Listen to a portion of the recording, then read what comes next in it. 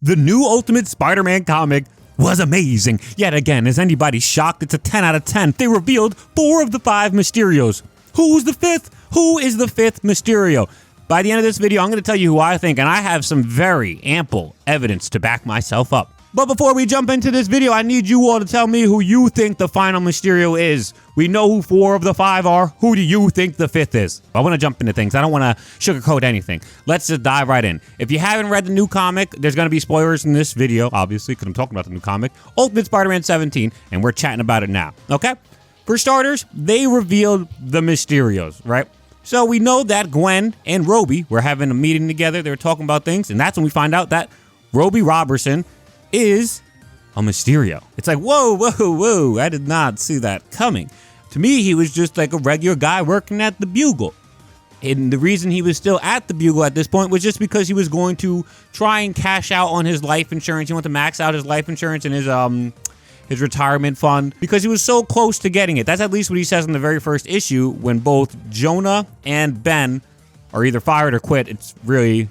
we don't really know exactly. I mean, I think we know Jonah quits. I'm pretty sure they both quit. But either way, Robbie Roberson is like, yeah, you know, I'm going to just stay here and put my time in. So you're thinking this guy's just a regular character in the storyline who's just a regular Robbie from like 616, who's just pretty much a regular dude outside of some backstory with Tombstone. But that's not the case. This man is a Mysterio. And that's awesome because I just was blown away. And it's not like I was blown away because it was some big reveal. I just opened the page and I was like, holy shit. Robbie's a Mysterio. And I just think that's awesome. Like, I think it's great, fun storytelling that it's so unexpected. Immediately after that, Robbie leaves Gwen's office. Kingpin and Wesley walk in. And Kingpin's like, I'm not going to stay long. You going to work for me. And even though your husband's dead, my condolences. Peace. Wesley finishes up. And then you find out that Wesley is also a Mysterio. Oh my God. This part blew me away. Because Robbie is one thing. Robbie, he works for the Bugle. Obviously, it makes sense he's staying as a Mysterio because he's an inside man at the Bugle.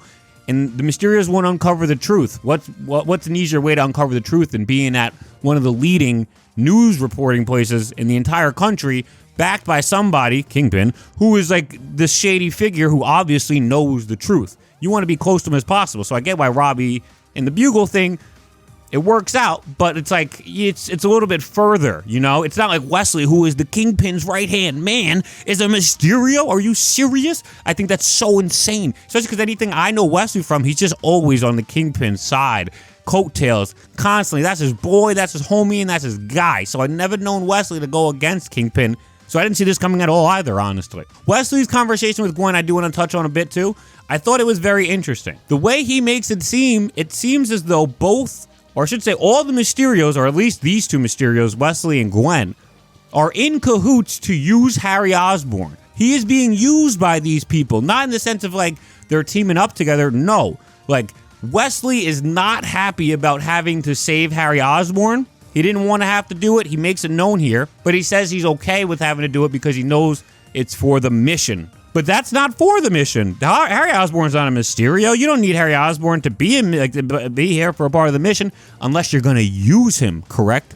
And then you see later on in this very issue that Mysterio, Gwen, and Harry go to start a war against Mr. Negative's crew.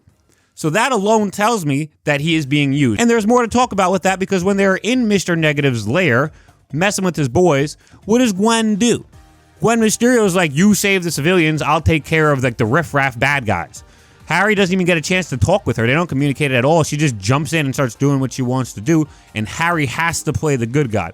But at this point, Harry's not too opposed to playing the good guy. You know, he's taken after Spider-Man, Peter Parker. He knows that it's important to save people as much as it is to like destroy the enemy. So Harry, he's like a little annoyed, but he goes to save the civilians. When he finishes saving the civilians, he meets with Gwen Mysterio on top of the building. And then she's just like, oh, I didn't defuse the bomb that was in there. And then you see a massive explosion. And then Gwen is just like, this is a war, Harry. This is what needs to be done. I thought you knew that. And Harry's just like, sure. This also tells me he's being used because he has no knowledge of what's going on in there. They didn't communicate anything with him. And she knew everything about this operation without telling him anything. He's like, how come they don't have guns? She's like, it's way too dangerous for them to have guns around here. They have such a highly dangerous and explodable stuff in here. And Harry doesn't know any about this stuff. He doesn't know anything. So to me, Harry is being used by Gwen. I just think it's so nuts how like last week we got that issue about Gwen and we got Gwen as a Mysterio. And people are like, oh, this is pretty shocking. Gwen's a Mysterio. But at the end of the day, you know, she's like trying to do a good thing. She's trying to save the world. She's still a good person. You read this issue, and I don't think anybody anymore can say that she's a good person, right?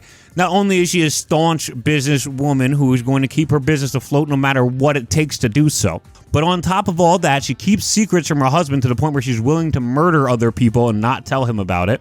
And she's in cahoots with other Mysterios talking about her husband. Like this, to me, it seems as though her husband is on the outskirts of things, and he's only being used as a tool to help this Gwen. And I find this Gwen to be very interesting. I think she's pretty evil, in my opinion, at least from what I've seen so far. And I think she's going to go even further down that route. But that's not all I wanted to talk about today. There's plenty of other stuff in this issue we need to talk about. First off, we didn't even talk about who the fifth Mysterio is. But before I get there, did you notice that Otto Octavius is still on Harry's payroll? Is that not odd? Because he was fired by Gwen herself because he was pushing around too much and getting too close to the truth. And even when Harry goes to meet with Otto, it's like in some underground lair, and Harry is like hoodied up so nobody can see him. This leads me to believe that Gwen has no knowledge of this, and that Otto is working for Harry because the two of them are in cahoots with each other as well. I think Harry knows, obviously, that Otto got fired by Gwen, and now that he knows the truth about Gwen's mysteriousness, you know, Mysterio stuff, he knows that, like, he can still work with Otto. He just can't tell Otto about that other stuff. Like, he knows why Otto was fired. He wasn't fired for anything, like, doing a bad job or anything. If anything, he was doing exactly what Harry told him to do, and then that got him fired. I think this is very interesting because Harry and Gwen have already been keeping so many secrets from each other. It's only growing. It's only going to cause more of a rift between the two when it does happen. She's using him, and he has the people she fired, and he's using them to help him. So it's just like, it's like they're both obviously very close with each other because they're married, but they're also so disconnected from one another. I find it so interesting to read.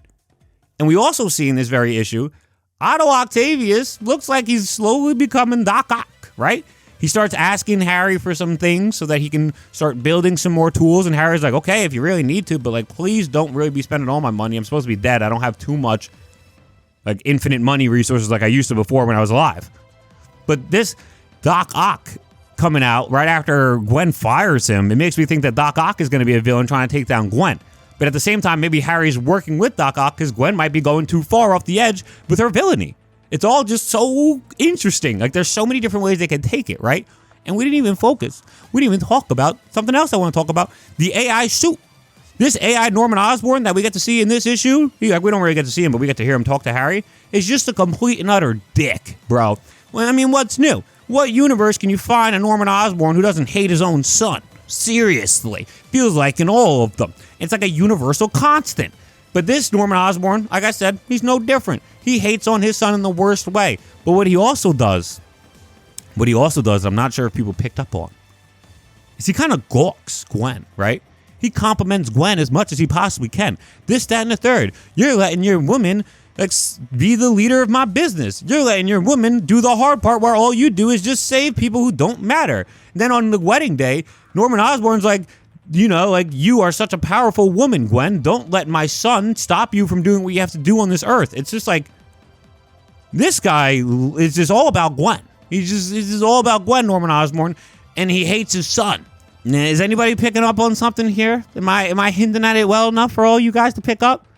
I wholeheartedly believe that Norman Osborn is the fifth Mysterio. It would just explain everything. It would explain all of it. When you look at it like this, right? Norman Osborn is supposed to be dead right off of the rip. How else would Norman Osborn have survived that? If he was Mysterio. Because we know Mysterio made it look like Harry died to Peter, but he really survived. So we know Mysterio has the powers to create these illusions in which people see things they don't really see. We've seen that countless times. We've seen that in every single universe Mysterio's ever existed. Norman Osborn, that helps my argument for Norman Osborn being Mysterio number one. Because I do think Norman Osborn's still alive out there. Number two, look at the way he talks to Gwen on their wedding night or their wedding day. It doesn't really matter. It doesn't make a difference. He's like talking about how, like, you don't let my son or don't let him distract you from what you were put on this earth to do. And then she's like, I promise I won't.